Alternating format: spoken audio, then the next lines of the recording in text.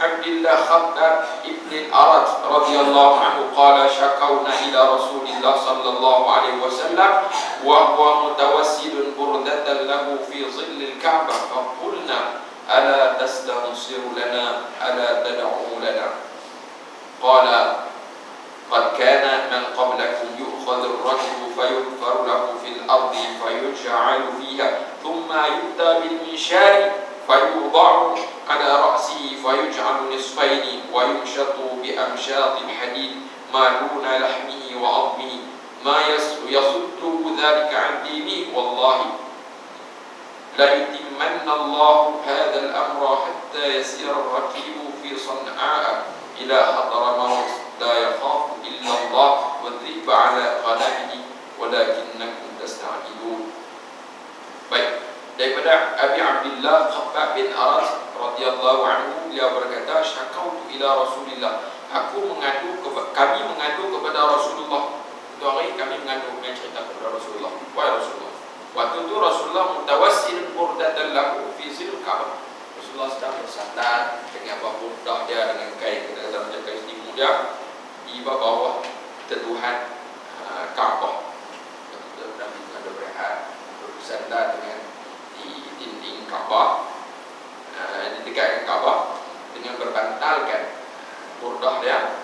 Kami kata, ala tastansiru lana, adakah tidak Tuhan dapat memohon pertolongan untuk kami? Ala tad'u lana, tidakkah Tuhan berdoa untuk kami? Tuhan kan Rasul, Tuhan kan Nabi, tolong doa bagi kita benar. Doa mungkin benar. Dia teruk kat kita kena ni sebab apa tak berdoa langsung. Kan? Lalu Nabi kata, qad kana man qablakum. Rasulullah boleh tak doa, ya Allah Tuhan, hancurkan golongan musyrikin, ya Allah menangkan kami.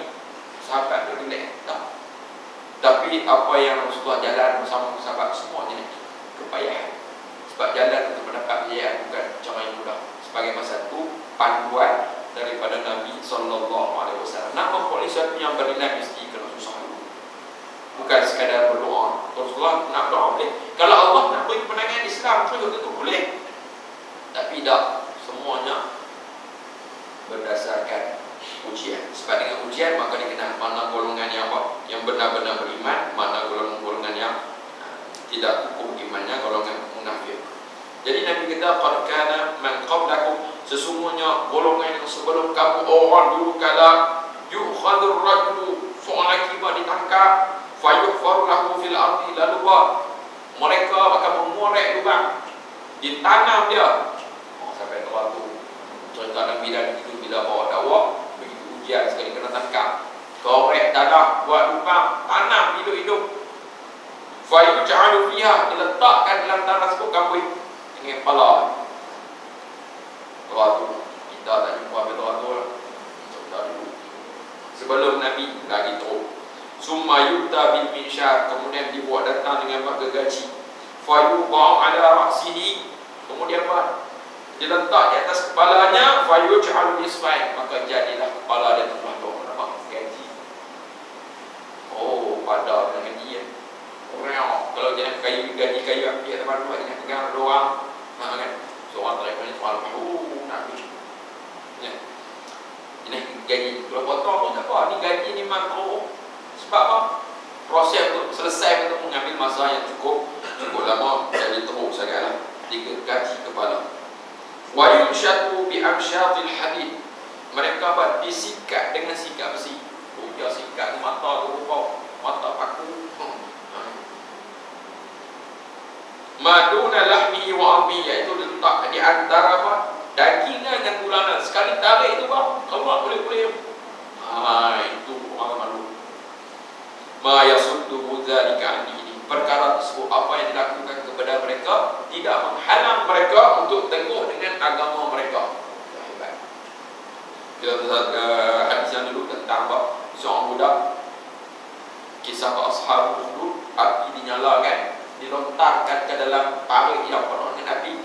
Mereka tetap bersabar sehingga kan ibu yang menggendong anak kecil yang masih disusu, ibu pun mahu ini macam mana ni anak aku, tak apa ni anak sini. Sehingga anak itu berkata, wahai ibu, kamu berada di atas jalan kebenaran. Itu ujian orang dulu.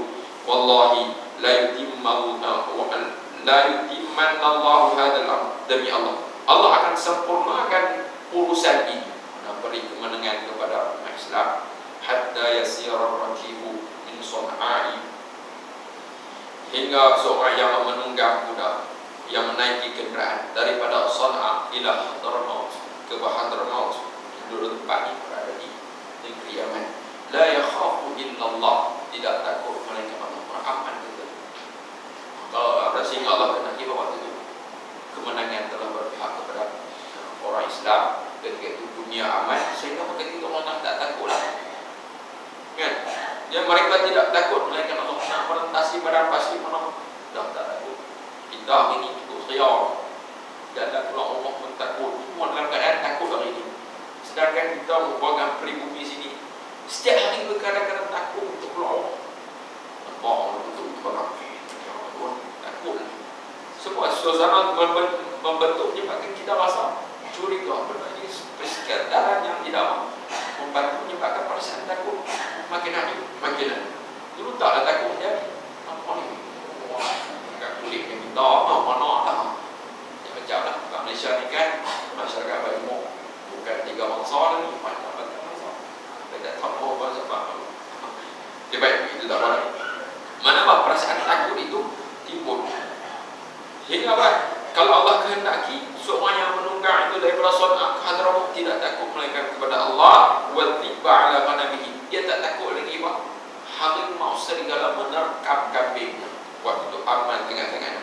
Walakinnakum tasta'jilun, tetapi kamu Allah minta dicepatkan kemenangan tersebut, minta dicepatkan pertolongan tersebut. Kamu kokoh, kamu tidak bersabar.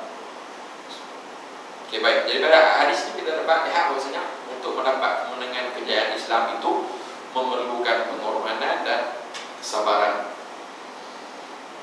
Jadi nampak pada panjang lagi kan, pengajaran hadis pun panjang. Nombor 1 saja kita tengok yang pertama, kita taklif sikit. Nombor 1, bersabar menghadapi penyiksaan kerana mempertahankan agama adalah sikap yang terpuji, walaupun harus menghindari penyiksaan dengan mematuhi kehendak, penyiksaan kerana terpaksa, sedangkan jantung hati masih tetap dengan iman. Ini baik Pak. Cerita ada sekiranya seorang itu dipaksa untuk apa? Contoh otak pistol, dia kata hang murtad dia, kembali kepada agama asal kamu. Bagaimana pendekatan kita? Bagaimana pendekatan kita? Ini untuk adillah, ataupun bentuk-bentuk penindasan yang menyebabkan yang mengancam nyawa kita. Orang ancam nyawa kita, dia keluarkan kalimah-kalimah kufur. Maka ketika itu apa pendekatan kita? Di sini disebut mempertahankan iman itu lebih baik. Kalau mati itu mati syahid. Walaupun di sana ada apa kelonggaran dalam masalah ini. Orang paksanya untuk mengeluarkan kata-kata kufur, kita dibolehkan untuk mengeluarkan kata-kata kufur. Tapi sebaiknya carilah jalan secara mengucapkan yang bentuk tauhiyah. Tauhiyah itu sebab kawan itu paham balik, mana kita masuk kepada lain ni ucapan tauhiyah. Kan? Mana orang dengar pun macam dia ada akui kekufuran tersebut, sedangkan kita tak bermaksudkan ke arah itu. Jadi benda ini tidak akan menggugurkan iman. Dalam surah 14 Al-Qur'an, "Man kafara billahi ba'da imanihi illa man ukriha wa qalbuhu mutmainnun bil iman." Mereka yang kufur selepas daripada iman, ini mereka yang akan mendapat bala, mendapat hukuman daripada Allah. Illa man ukriha, melainkan mereka yang dipaksa. Illa man ukriha wa qalbuhu mutmainnun bil iman, sedangkan hatinya teguh dengan iman. Mulut saja keluarkan kata-kata kufur, hati teguh. Wa qalbuhu mutmainnun bil iman. Tapi kalau mereka apa? Hati memang lapang. Wa may yashrah sadrahu, hatinya yashrah apa? Senang hati terima dengan kufuran, ketika itu fa'alaihim ghadabun min Allah. Jadi ini antara bentuk-bentuk darurah, tentang akibat darurah. Ini antaranya yaitu darurah dalam akidah ada di tempatnya yang diperharuskan kita mengungkapkan kata-kata kufur sebagai jalan menyelamatkan nyawa kita. Kaidah mengatakan ad-daruratu tubihul mahdurat. Manakah darurat itu memang mengharuskan benda yang dilarang sebelum ini. Ini dalam bab akidah. Terpaksa mengeluarkan takfur, benda itu adalah diharamkan kali, tapi dalam keadaan besar diberi kelonggaran. Tapi antara dua benda ini, mana dia nak mempertahankan? Kok mana pada aku kepertahan dengan ucapan iman? Dengan satu ini tak boleh sebut tidak. Sebab ada orang ada, sedangkan hati tetap dengan iman. Antara dua benda ini, apa yang lebih baik? Tetap mempertahankan kata-kata dengan iman, walaupun terpaksa menggadai nyawa, tapi syarat masih memberi kelonggaran dalam bab itu. Kalau dalam bab makanan halal haram, ada juga kaedah darurah di sana kan. Sebenarnya dalam keadaan terdesak menyebabkan terpaksa makan benda-benda yang diharamkan, itu adalah diharuskan. Ini bab panjang lebar berkaitan dengan darurah. Okey, baik. Sekadar itu pada malam ini, insyaAllah kita akan ulang balik hadis ini pada pertemuan akan datang. Sallallahu alaihi sayyidina Muhammad wa ala alihi wa sahbihi wa sallam. Bismillahirrahmanirrahim. Alhamdulillahirabbil alamin wassalatu wassalamu ala asyrafil anbiya'i wal mursalin wa ala alihi wa sahbihi ajma'in. Allahumma inna nas'aluka 'ilman